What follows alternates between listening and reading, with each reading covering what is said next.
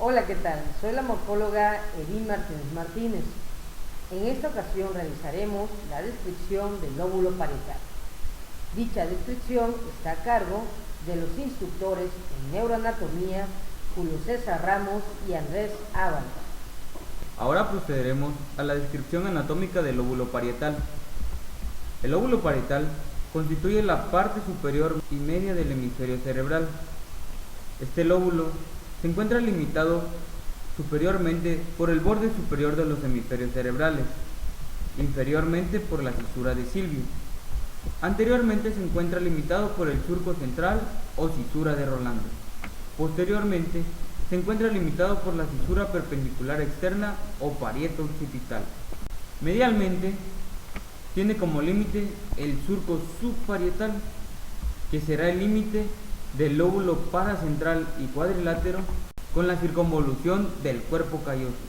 El lóbulo parietal se encuentra protegido por los huesos parietales, los cuales forman en su mayoría la bóveda craneana. Y aprovechando la imagen, como podemos observar, la bóveda craneana está formada por la porción superior del hueso frontal y por la protuberancia del hueso occipital. Al lóbulo parietal se le estudian dos caras, una cara externa y una cara interna. A continuación, mi compañero explicará la configuración de la cara externa e interna del lóbulo parietal. Ahora describiremos la configuración externa del lóbulo parietal. Para ello vamos a hablar acerca de los surcos.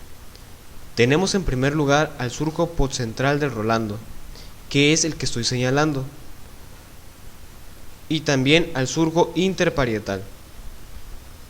El surco interparietal es un surco en sentido anteroposterior, es un poco profundo y tiene la función de separar las circunvoluciones parietal superior de la circunvolución parietal inferior. El surco postcentral o retrorolándico está formado por las ramas ascendentes y descendentes del surco interparietal y forma el límite posterior de la circunvolución parietal ascendente. Ahora vemos las circunvoluciones del lóbulo parietal.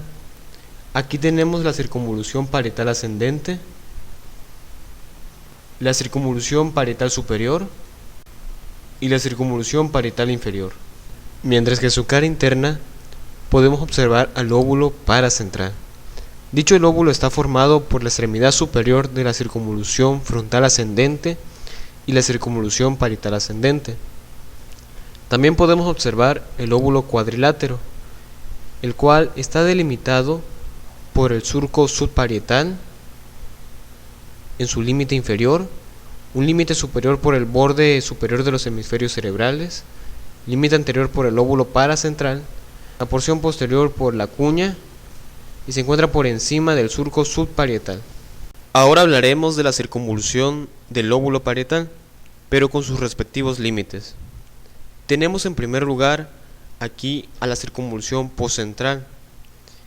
Esta circunvolución corresponde a una que se encuentra en posición vertical, donde se ubica el homúnculo sensitivo, cuyos límites son los siguientes: límite superior formado por el lóbulo paracentral, un límite inferior formado por el opérculo rolándico, un límite anterior formado por el surco central y un límite posterior que le corresponde al surco postcentral o retrorolándico. Su extremo inferior se une con la circunvolución frontal ascendente y da origen al opérculo rolándico, o también llamado pliegue de paso frontoparietal inferior. En su cara interna, el extremo superior se une con la circunvolución frontal ascendente, para así formar el pliegue de paso frontoparietal superior, que integra parte del lóbulo paracentral. En su cara interna podemos ubicar al lóbulo paracentral. Dicho lóbulo se encuentra situado en la parte media y superior de la cara interna de los hemisferios cerebrales. Este se origina por la unión de los extremos superiores de la circunvolución frontal ascendente y de la circunvolución parietal ascendente. Presenta los siguientes límites: uno superior conformado por el borde medial de los hemisferios cerebrales, uno inferior que le corresponde a la circunvolución del cuerpo calloso, uno anterior formado por la circunvolución frontal interna y uno posterior formado por el lóbulo cuadrilátero. También en su cara interna podemos observar al lóbulo cuadrilátero. Dicho lóbulo se encuentra formado por la cara medial de la circunvolución parietal superior. Este se sitúa por delante de la cuña, por detrás del lóbulo paracentral y por arriba de la circunvolución del cuerpo calloso. Este lóbulo presenta los siguientes límites: un límite superior que le corresponde al borde medial de los hemisferios cerebrales, un límite inferior formado por el surco subparietal, un límite anterior que lo forma el surco subfrontal o calloso marginal, un límite posterior que lo forma la cisura perpendicular interna. Respecto a su cara externa, encontramos a la circunvolución parietal superior, la cual presenta los siguientes límites: un límite superior formado por el borde superior de los hemisferios cerebrales, un límite inferior conformado por el surco interparietal, un límite anterior otorgado por la circunvolución parietal ascendente,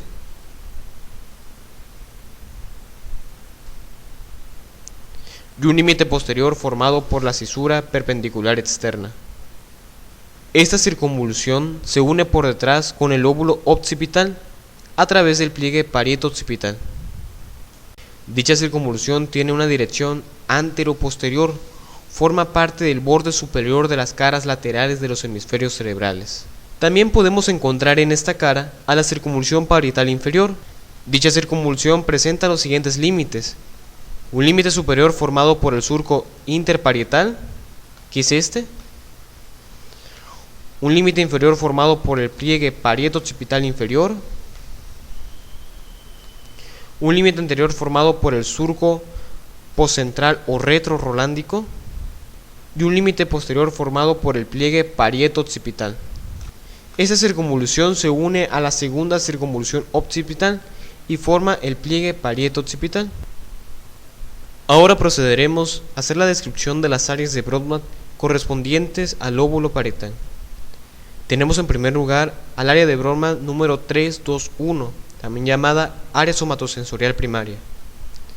Esta área se localiza en la circunvolución parietal ascendente, cuyas funciones son las siguientes.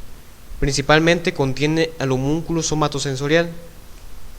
También es el área donde se concentran todas las sensibilidades somáticas: tacto, vibración, temperatura, dolores, propiocepción de los dedos y el movimiento voluntario de los dedos. Otra de sus funciones que se le atribuye es la deglución voluntaria, el movimiento orofacial y la sensación anticipada al tocar. ¿Quién va a irrigar esta área? Bueno, nada más y nada menos que la arteria cerebral media. Si tuviéramos alguna lesión en esta área, tendríamos las siguientes correlaciones clínicas.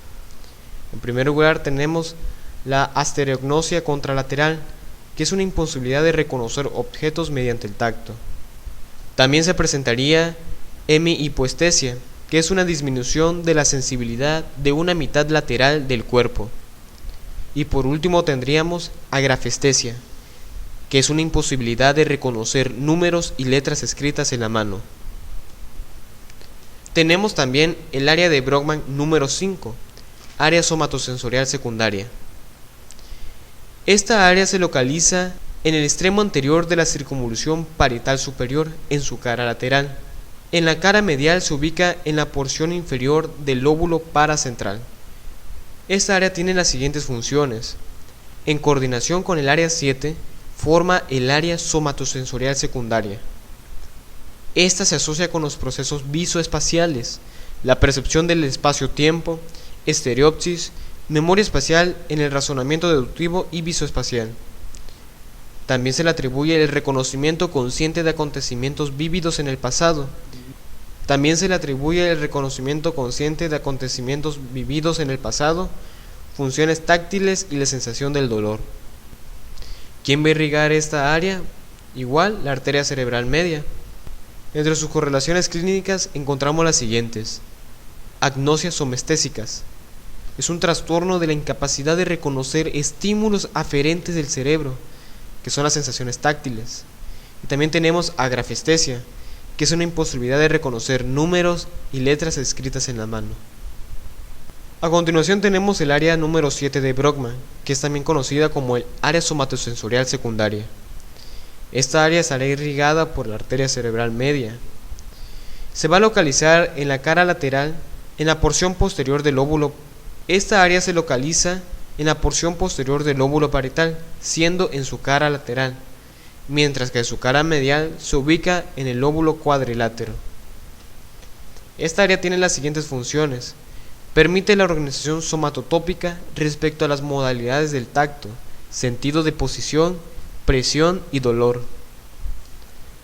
También permite la comprensión literal de oraciones y palabras, y también influye en la realización de los movimientos voluntarios dirigidos hacia un objeto, previamente estimulado con el contacto visual. Si tuviéramos alguna lesión en esta área, la correlación clínica sería la siguiente. Atapsia óptica. Es la incapacidad de dirigir los movimientos de la mano hacia un objeto visto con claridad. El paciente conserva la orientación, pero es incapaz de dominar los movimientos de su mano al fijar la mirada en un objeto específico.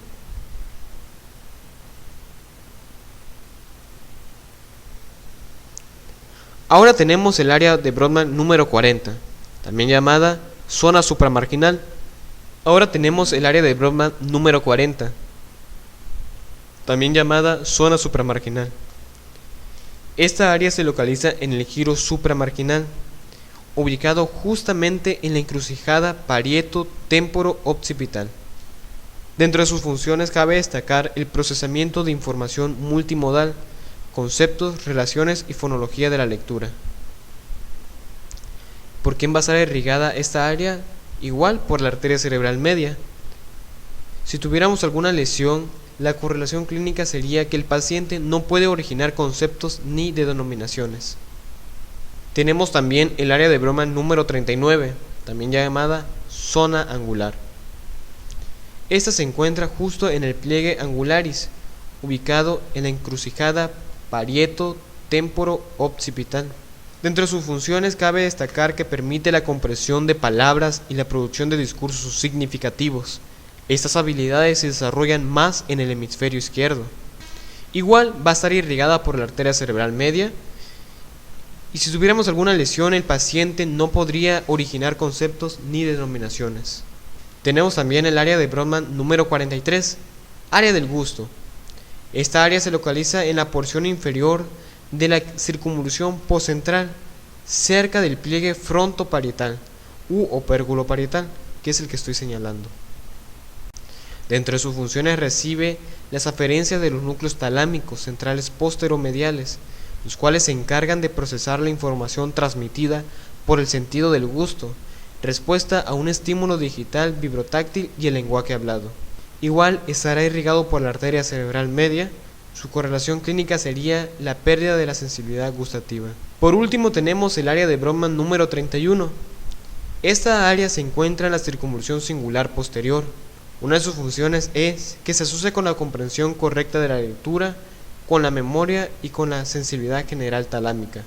Igual estará irrigada por la arteria cerebral media, recordándote que la arteria cerebral media irriga casi toda la corteza cerebral. Dentro de sus correlaciones clínicas encontramos la dislexia, que es una dificultad para la comprensión correcta de la lectura. De esta manera queda concluida la explicación de las áreas de Brodmann situadas en el lóbulo parietal. Respecto a la irrigación del lóbulo parietal, este lóbulo va a estar irrigado por la arteria frontal interna posterior, rama de la arteria cerebral anterior. Dicha arteria va a irrigar el lóbulo paracentral, el lóbulo cuadrilátero, la parte superior de la circunvolución parietal ascendente y la circunvolución parietal superior. De igual manera, la irrigación va a estar dada por la arteria parietal ascendente y parietal inferior, ramas ascendentes de la arteria cerebral media o arteria silviana. Estas arterias van a irrigar la parte inferior de la circunvolución parietal ascendente y la circunvolución parietal inferior. Respecto al drenaje venoso, las venas cerebrales internas descendentes van a drenar al lóbulo cuadrilátero y lóbulo paracentral. Dicho drenaje va a ir a desembocar al seno longitudinal inferior para luego viajar a través de la vena de Galeno hasta el seno recto y terminar en la confluencia de los senos. También el drenaje venoso estará a cargo de las venas cerebrales externas ascendentes. Dichas venas van a desembocar en el seno longitudinal superior, el cual termina en la confluencia de los senos. De esta manera, hemos terminado de explicar la neuroanatomía del lóbulo parietal.